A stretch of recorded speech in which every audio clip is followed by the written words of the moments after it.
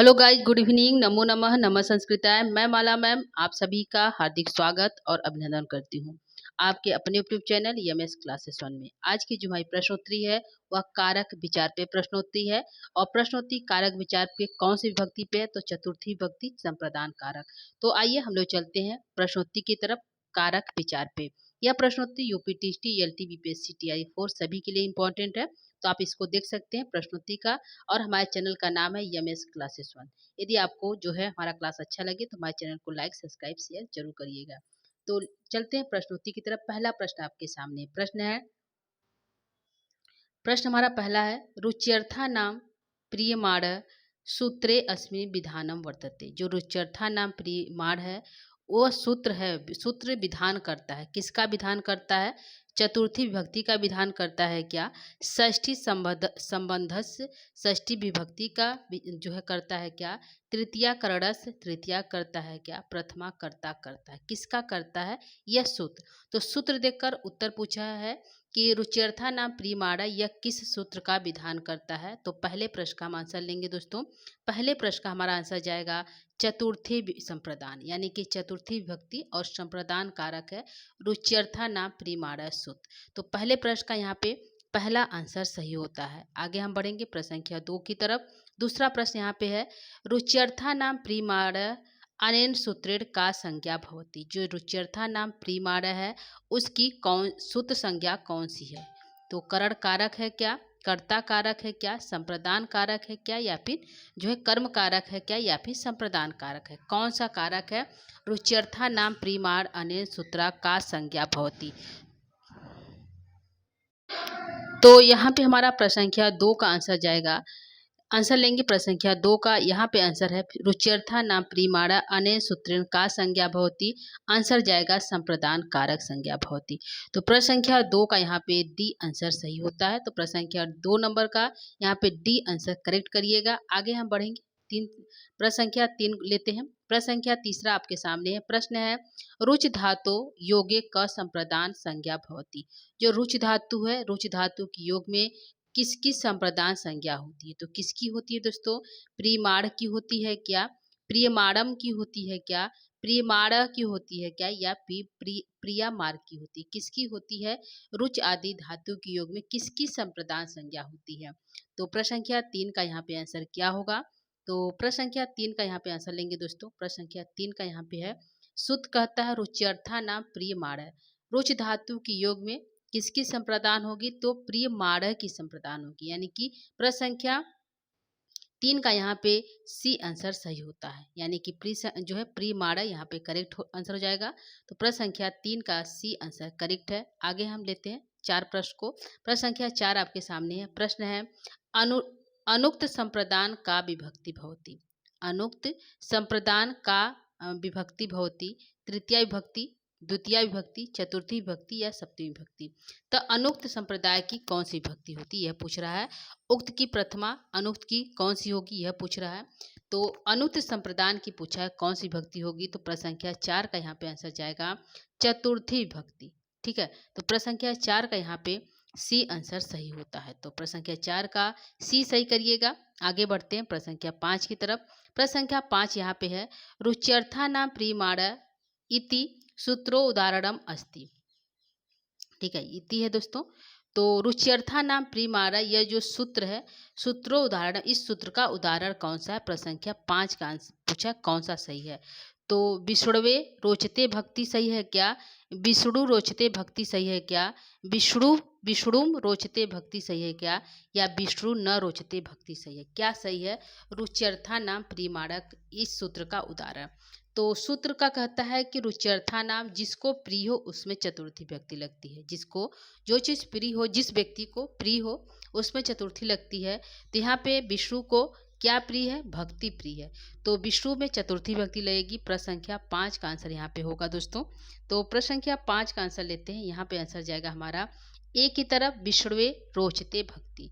विष्णुवे में चतुर्थी विभक्ति लगी है। तो यहाँ पे आंसर प्रश्न संख्या 5 का ए आंसर सही है, विष्णुवे रोचते भक्ति। तो प्रश्न संख्या 5 का ए सही करिएगा। आगे बढ़ते हैं प्रश्न संख्या, अगला प्रश्न आपके सामने है। प्रश्न है, कारक दृष्टया शुद्धम वाक्यम चुनौती, कारक की दृष्टि से शुद्ध वाक्य चुनिए। तो कारक की दृष्टि से शुद्ध वाक्य कौन सा है दोस्तों?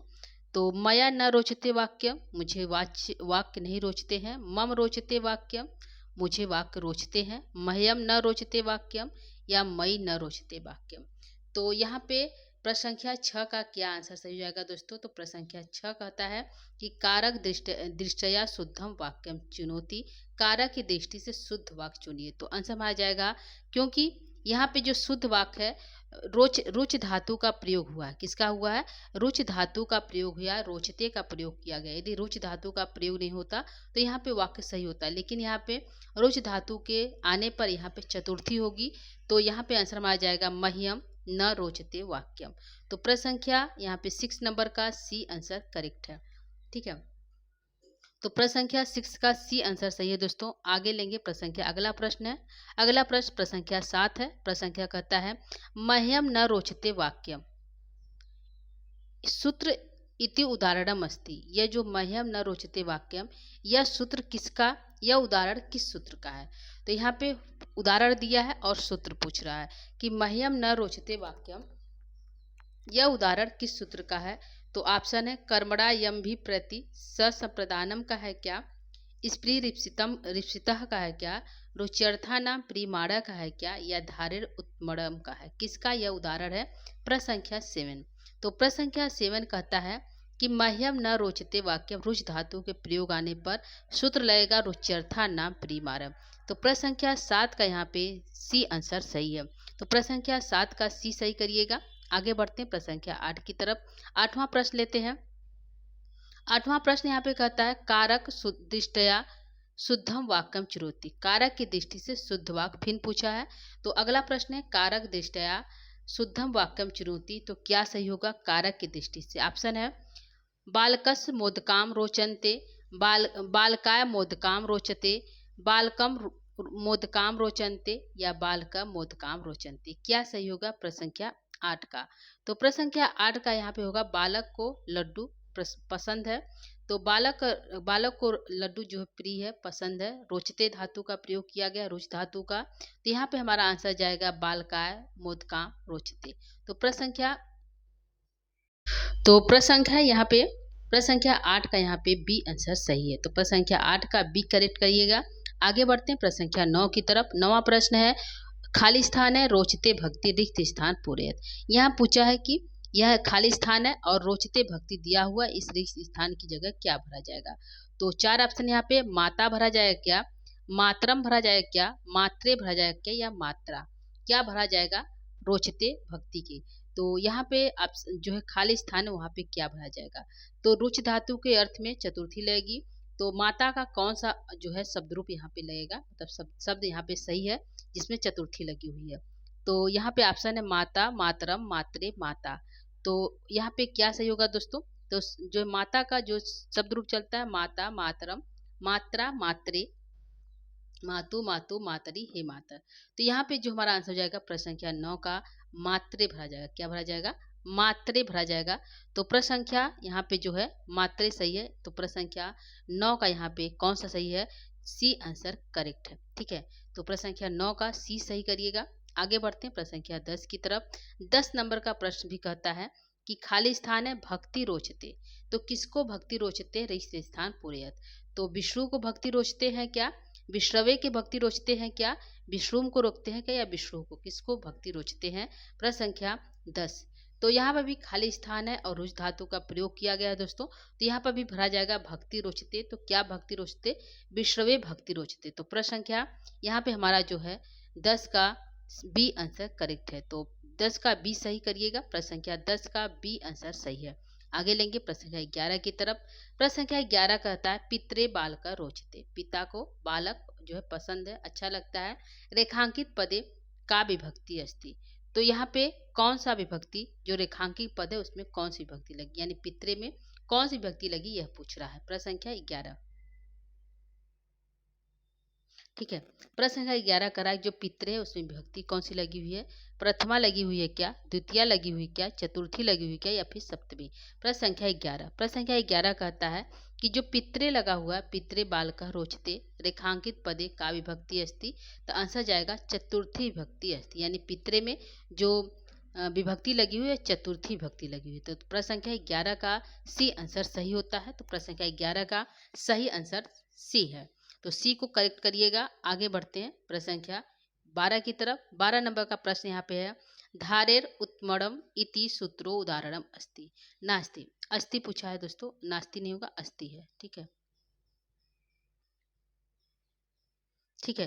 तो यहाँ पूछा है कि धारेर उत्तमड़म इति सूत्रो उदाहरणम अस्ति, इसमें किसका कौन सा उदाहरण जो है जो धारेर उत्तमड़ का है? तो प्रश्न संख्या 12 का कौन सा आंसर सही होगा दोस्तों? तो यहाँ पे हमारा उदाहरण है, पुष्पेभ्यम स्पृहति है क्या, पैसा ओदनम भुगते है क्या, या फिर गोविंदो रामाय लक्षम धारयति है क्या, या हरय भक्ति रोचते? क्या यहाँ पे सही है प्रश्न संख्या 12 को? तो धारे उत्मड़ कहता है कि जो धार्यति जो है गोविंद गोविंदो रामाय लक्षम धारयति, धारे उत्मड़ इति सूत्रों उदाहरणम अस्ति। तो आंसर हमारा प्रश्न संख्या 12 का यहाँ पे सही हो जाएगा, सी आंसर करेक्ट है, यानी कि गोविंदो रामाय लक्षम धारयति। गोविंद जो है राम से 100 रुपया उधार लेता है, धारण करता है। तो रामाय में चतुर्थी लगी हुई है, गोविंदो जो है यहाँ पे है, तो गोविंदो रामाय लक्षम धारयति। तो धारण उत्तमड़ का उदाहरण पूछा है, तो प्रश्न संख्या 12 का यहाँ पे सी आंसर करेक्ट है।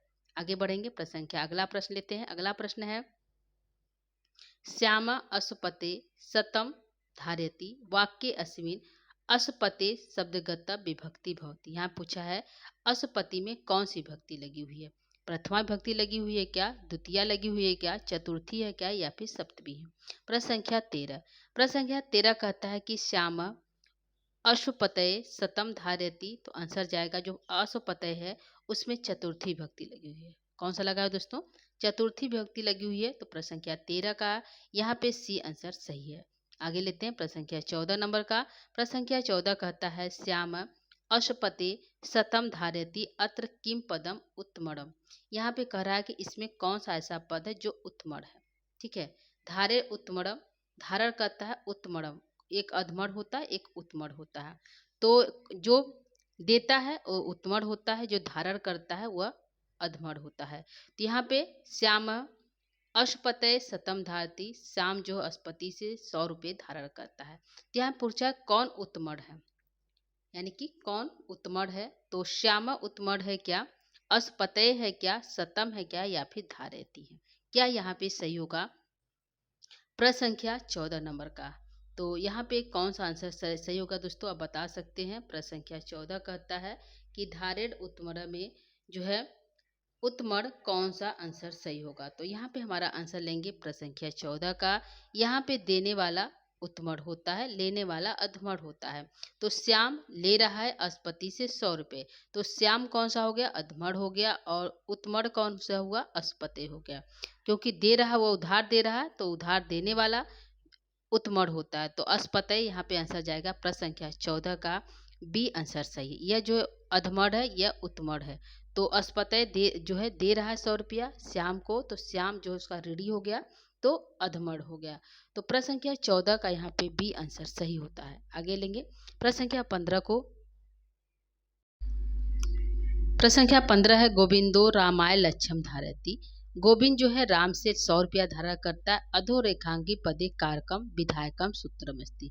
इसमें जो अधोरेखांकी पद है उसमें अधोरेखांकित पदे कारकम विधायकम सूत्री, इसमें कौन सा विधायक सूत्र लगा हुआ है? यानी कि यहाँ पे हमारा अंडरलाइन होगा अधोरेखांकित पदे विधायकम सूत्रम, कौन से सूत्र से जो है गोविंदो रामाय लक्षम धारयति, यह किस सूत्र का उदाहरण यह पूछ रहा है। तो कर्मणा यम भी प्रति संप्रदानम का है क्या, स्पृहि रिप्सित का क्या, या रुच्यर्था नाम प्रियमाणा का, या फिर धारे उत्तमड़ का है? किसका है यह उदाहरण? तो यहाँ पे गोविंदो रामाय लक्षम धारती, तो आंसर हम आ जाएगा यह जो है रेखांकित जो पद है उसका आंसर जाएगा धारेर उत्तमड़ का यह उदाहरण है। तो विधायकम सूत्रम की धारेर उत्तमड़। तो प्रश्न संख्या 15 नंबर का यहाँ पे डी आंसर सही है। आगे लेंगे प्रश्न संख्या 16 को लेंगे। प्रश्न संख्या 16 कहता है गोविंदो रामाय लक्ष्यम धारती अत्र किम पदम अधमर, यानी कि इसमें से कौन सा पद जो अधमर है। ठीक है, तो गोविंदो अधमर है क्या, रामाय अधमर है क्या, लक्ष्यम अधमर है क्या, या धारती अधमर है। तो अभी हमने बताया एक उत्मर होता है एक अधमर होता है। तो यहाँ पे देने वाला उत्मर होता है, लेने वाला उधार लेने वाला अधमर होता है। तो कौन ले रहा है दोस्तों, गोविंद जो है राम से लाख रुपए धारती धारण करते उधार लेते हैं। तो धारण करते हैं जो है, तो कौन ले रहा है, गोविंद ले रहे हैं। किससे ले रहे हैं, राम से ले रहे हैं। तो राम जो है उत्मर हो गए, उत्मर हो गए, और जो है यहाँ पे अधमर जो है गोविंद हो गए। कौन से हो गए, अधमर जो है गोविंद हो गए।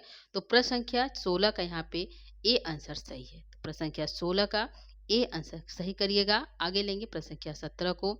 17 नंबर का प्रश्न कहता है धारे उत्मरम इति सूत्रो उदाहरणम नास्ति। यहाँ पूछा है कि धारेर उत्मर का कौन सा उदाहरण अस्ति है। नास्ति नहीं होगा दोस्तों, अस्ति होगा। धारेर उत्मर इति सूत्रो उदाहरणम अस्ति, कौन सा जो है धारेर उत्मर का उदाहरण है। तो यहाँ पे पुष्पेभ्य स्पृहति है क्या, पैसा ओदनम भुगते है क्या, श्यामा अस्पतय सतम धारती है क्या, या हरे भक्ति रोचते हैं। क्या सही है प्रश्न संख्या 17 का। तो यह प्रश्न संख्या धारेर उत्मर यह जो है दूसरा उदाहरण है। इससे पहले हमने एक प्रश्न किया था, उसे गोविंद वाला था, इसमें श्याम वाला है।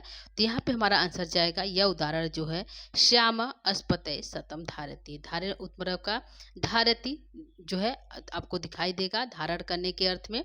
तो प्रश्न संख्या 17 का यहाँ पे सी आंसर सही होता है। आगे लेंगे प्रश्न संख्या 18 को। 18 नंबर का प्रश्न है धारेर उत्मर सूत्रम कया विभक्ति संबंध है। यह जो धारण उत्मर जो सूत्र है वह किस विभक्ति से संबंध है, मतलब किस विभक्ति का, यानी प्रथमा का है, द्वितीया का है, तृतीया, किसका यह विभक्ति से संबंधित है धारण उत्मर। तो प्रथमा विभक्ति से है क्या, द्वितीय विभक्ति से है क्या, चतुर्थी से है क्या, या फिर सप्तमी से। तो प्रश्न संख्या 18 कहता है कि धारेर उत्मर जो विभक्ति से किस विभक्ति से संबंधित है दोस्तों। तो आंसर लेंगे प्रश्न संख्या 18 का। प्रश्न संख्या 18 का आंसर यहाँ पे सी सही होता है। यह जो है धारेर उत्मर जो है यह जो है चतुर्थी विभक्ति से संबंधित है। तो प्रश्न संख्या 18 का यहाँ पे जो है सी नंबर सही है। आगे लेंगे 19 नंबर का प्रश्न है। 19 नंबर का प्रश्न कहता है कि पुष्पेभ्य स्पृहति अधोरेखांकित पदे केन सूत्रे चतुर्थी भक्ति भवति। पुष्पेभ्यम रेखांक जो है इसमें चतुर्थी भक्ति कौन सा है। तो पुष्पेभ्यम रेखांका यह रेखांकित पद हो गया। तो अधोरेखांकित पदे केन सूत्रे विभक्ति चतुर्थी भक्ति भवती, किस सूत्र से चतुर्थी भक्ति हुई है पुष्पेभ्यम स्पृहति में। तो कर्मणा यम भी प्रति संप्रदान से हुआ है क्या, स्प्री रिप्सितः से हुआ है क्या, रुच्यर्था नाम प्रियमाण से हुआ है क्या, या धारेर उत्मर से हुआ। यदि हम पुष्पेभ्य धार्यति करते तो धारेर उत्मर का होता। यदि हम बालका मोदकम रोचते कहते तो रुच्यर्था नाम प्रियमारा का होगा। लेकिन यहाँ पे स्प्री धातु का प्रयोग किया गया है, स्प्री रिप्सिता। तो आंसर यहाँ पे जाएगा प्रश्न संख्या 19 का। यह जो पंक्ति है अंडरलाइन है, यह जो स्प्री रिप्सिता का उदाहरण है। तो प्रश्न संख्या 19 का यहाँ पे बी आंसर सही है। तो 19 का बी आंसर करेक्ट है। आगे लेंगे प्रश्न संख्या 20 नंबर का। प्रश्न संख्या 20 कहता है स्प्रे रिप्सिता इत्यादि सूत्र से उदाहरण नास्ति। अस्ति होगा, सब जगह नास्ति हुआ दोस्तों, अस्ति है। तो स्प्री रिप्सिता सूत्र का कौन सा उदाहरण है। तो पुष्पेभ्य स्पृहति है क्या, पैसा औतनम भुगते है क्या, श्यामा असपते सतम धारती है क्या, या हरे भक्ति रोचते है। तो किसका यह उदाहरण है प्रश्न संख्या 20 का। तो प्रश्न संख्या 20 में स्प्रे धातु का प्रयोग किया गया। तो आंसर लेंगे हम, आंसर कौन सा होगा दोस्तों प्रश्न संख्या 20 का। तो प्रश्न संख्या 20 का यहाँ पे आंसर हमारा हो जाएगा पुष्पेभ्य स्पृहति। तो 20 नंबर का प्रश्न यहाँ पे ए सही होता है। पैसा उतना जो है भुगते यह कर्म कारक का है। श्याम अस्पते धारती धारण उत्मरक चतुर्थी भक्ति का है। हरई भक्ति रोचते रोच धातु का प्रयोग किया गया, रुच्यर्था नाम प्रियमाणा का उदाहरण है। तो इन सबको भी ध्यान दीजिएगा। प्रश्न संख्या 20 नंबर का यहाँ पे ए आंसर सही है। आगे लेंगे प्रश्न संख्या यहाँ पे 21 कहता है स्प्री धातु प्रयोग कस सूत्र संज्ञा स्यात्। स्प्री धातु, इससे पहले हमने कौन सा धातु पढ़ा, इससे पहले हमने जो है रुच धातु का प्रयोग किया। तो रुच धातु के प्रयोग में चतुर्थी विभक्ति लगती है और सूत्र हमारा रुच्यर्था नाम प्रियमाण है। यह हमारा जो धातु स्प्री धातु, यह कह रहा है स्प्री धातु प्रयोगे कस सूत्रम संग, यह मतलब कि यह जो किस सूत्र की संज्ञा करता है। तो कर्मणा यम भी प्रति का संप्रदान का करता है क्या, स्त्री रिश्चितः का करता है क्या, रुच्यर्था नाम प्रीमारक करता है क्या, या धारेण उत्मड़ का करता है। किसका यह करता है, सूत्रम संज्ञा स्यात्। प्रश्न संख्या 21। तो प्रश्न संख्या 21 का यहाँ पे कौन सा आंसर सही होगा दोस्तों। तो प्रश्न संख्या 21 का आंसर लेंगे, यहाँ पे हमारा आंसर जाएगा रुच्यर्था जो है स्प्रिय स्प्रिय रिश्चितः, यानी स्प्री धातु का प्रयोग किया गया स्प्रिय रिश्चितः में। तो जिसको स्प्री मतलब चाहना होता है, स्प्रित मतलब बहुत अधिक, जिसको बहुत अधिक चाहा जाता है उसमें स्प्री धातु का प्रयोग किया जाता है। तो इष्टतम मतलब चाहता है किसको, पुष्पिभ्य को। ठीक है, तो 21 का यहाँ पे जो है प्रश्न के अकॉर्डिंग बी आंसर करेक्ट है, बी सही है 21 का। आगे लेंगे प्रश्न संख्या 22 कहता है स्प्री धातु प्रयोगे कस स्प्रिया भवति अत्र का विभक्ति भवति। यह कह रहा है स्प्री धातु के प्रयोग में स्प्रिया किसकी होती है, अत्र का विभक्ति, और कौन सी विभक्ति लगती है यह कह रहा है। तो प्रथमा विभक्ति लगी है क्या स्प्री धातु के योग में, द्वितीय लगेगी क्या, चतुर्थी लगेगी क्या, या फिर सप्तमी लगेगी, कौन सा जो है विभक्ति लगेगी। तो दो सूत्र हमने पढ़े, एक पढ़े रुच धातु का, तो रुच धातु के योग में भी चतुर्थी लगेगी, और स्प्री धातु के भी योग में जो है चतुर्थी विभक्ति लगेगी। दो धातु को हमने आज पढ़े, रुच धातु और स्प्री धातु। तो प्रश्न संख्या यहाँ पे जो है 22 का यहाँ पे चतुर्थी विभक्ति लगेगी, यानी कि प्रश्न संख्या 22 का यहाँ पे सी आंसर सही है। ठीक है, रुच धातु स्प्री धातु, इससे पहले हमने सिंह आज सम धातु का प्रयोग किया, तो उसमें कर्म लग रहा था, द्वितीय विभक्ति लग रही थी। तो आज की जो है रुच धातु स्प्री धातु में चतुर्थी विभक्ति लगेगी। तो प्रश्न संख्या 22 का यहाँ पे सी आंसर करेक्ट है। आगे लेंगे प्रश्न संख्या 23। 22 के बाद 23 है। 23 कहता पुष्प स्पृहति अत्र रेखांकित उचितम पदम स्यात्। यहाँ हम करा कि जो पुष्प रोज रेखांकित पद है उसका उचित पद क्या होगा, कौन सा सही होगा, पुष्पम सही होगा क्या, पुष्पाय सही होगा क्या, पुष्पेभ्य सही होगा क्या, या पुष्पाभ्याम सही होगा। क्या सही होगा, पुष्प स्पृहति, वह पुष्प को चाहता है। तो प्रश्न संख्या 23 का यहाँ पे आंसर सही होगा दोस्तों। 23 का यहाँ पे कौन सा आंसर सही होगा यह लेंगे, हम आंसर की तरफ चलेंगे। प्रश्न संख्या 23 का यहाँ पे आंसर जाएगा पुष्पेभ्य स्पृह, जो है स्पृहति, पुष्पों को चाहता है। तो यहाँ पे प्रश्न संख्या 23 का यहाँ पे जो है सी आंसर करेक्ट है। तो 23 का यहाँ पे सी आंसर सही लीजिएगा। आगे लेते हैं प्रश्न संख्या 24 कहता है स्प्रिय रिश्चितः इति सूत्रों का विभक्ति। स्प्रिय रिश्चितः के योग में कौन सी विभक्ति लगती है, अभी हमने बताया स्प्रिय धातु के योग में कौन सी विभक्ति लगती है, चतुर्थी लगता है। यह सूत्र देकर पूछा है स्प्रिय रिश्चितः के योग में कौन सी विभक्ति लगती है। उसी प्रकार रुच्यर्था नाम प्रीमारक के योग में सूत्र के योग में कौन सी विभक्ति लगेगी जो है यहाँ पे। तो यहाँ पे जो है आंसर आ जाएगा स्प्रिय रिश्चितः इति सूत्र का विभक्ति भवति, प्रथमा विभक्ति, द्वितीय विभक्ति, चतुर्थी या सप्तमी। प्रश्न संख्या 24। प्रश्न संख्या 24 का आंसर लेंगे, यहाँ पे आंसर में आ जाएगा सी की तरफ, सी आंसर सही है, चतुर्थी विभक्ति। ठीक है, तो स्प्री रिश्चितः के योग में जो है चतुर्थी विभक्ति लगती है। 24 का यहाँ पे सी आंसर करेक्ट है। आगे लेंगे प्रश्न संख्या 25 आज का हमारा आखिरी प्रश्न है। प्रश्न है कारक विभक्ति, इस खाली स्थान है पुष्पेभ्य स्पृहति, यह कारक विभक्ति है। पुष्पेभ्य स्पृहति उदाहरण दिया, किस कारक का है। तो करण कारक का है क्या, कर्ता कारक का है क्या, कर्म कारक का है क्या, या फिर संप्रदान कारक का है। प्रश्न संख्या 25। प्रश्न संख्या 25 कहना चाहता है कि कारक विभक्ति तो है, उदाहरण भी दिया है, लेकिन किसका उदाहरण है। पुष्पेभ्य स्मृति किस विभक्ति का उदाहरण है, यह किस कारक का उदाहरण है, यह पूछना चाहता है। तो 25 का यहाँ पे आंसर जाएगा, यह जो विभक्ति है यह संप्रदान कारक का है। तो यहाँ पे 25 का यहाँ पे डी आंसर सही है दोस्तों। तो 25 का डी आंसर सही करिएगा। यह रहा आज का हमारा प्रश्न होती दोस्तों। कुल प्रश्न हमने यहाँ पे 25 कराया जो है संप्रदान कारक चतुर्थी विभक्ति से। ठीक है,